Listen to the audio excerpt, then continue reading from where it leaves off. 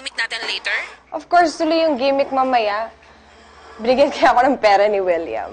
Wala, iba talaga pag mayaman siya, no? So, okay na. Di ka na nagsiselo sa girlfriend ng kapatid ni William? Eh, ano naman ngayon kung nagsiselos ako sa girlfriend ng kapatid niya? Gusto ko lang naman malaman kung sino yung babaeng yun para pagsabihan ko siya na huwag na siyang lumapit-lapit kay William, no? Di naman niya aagawin ng jowa mo. Ikakasal ka na nga, di ba? Besides, akala niya sa akin, kung yung sarili kong kapatid hindi umubra sa akin, siya pa kaya?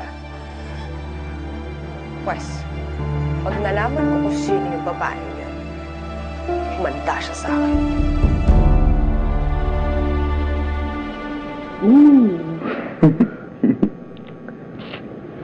Wow. Babe, ano kaya kung magpa-dinner tayo? Tapos, imbitahan mo yung kapatid mo. What do you think? Di malabo yun. Galit sa akin si Edward. Nakuha na akin, di ba? Oo nga, pero hindi ba kaya nga mas dapat mo silang imbitahin? Tapos pati yung mama mo, invite mo rin siya. At saka yung mapapangasawa ng kapatid mo, di ba?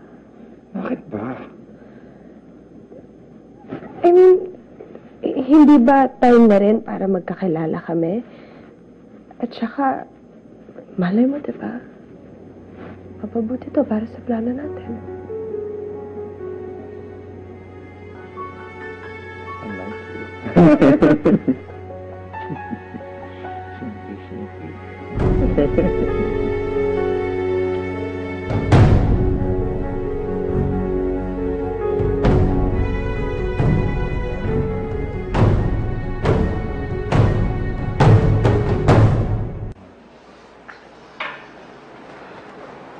Okay. Ano, maayos na ba? Okay na? Maganda na? Ako, do I look okay? Shari, everything is perfect. William, kailangan talaga magustuhan ako ng pamilya mo. Tsaka kailangan ko rin makuha yung kiliti ng mama mo para pag may kailangan tayo, madali na lang natin siyang malalambing, di ba?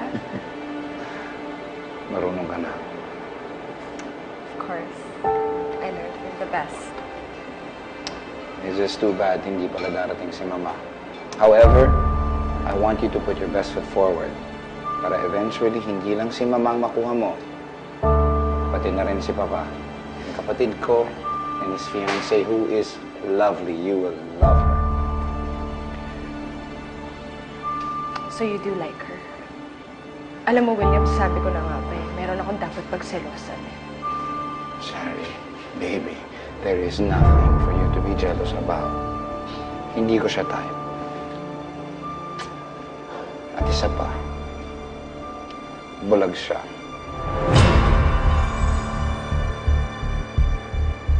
Bulag siya?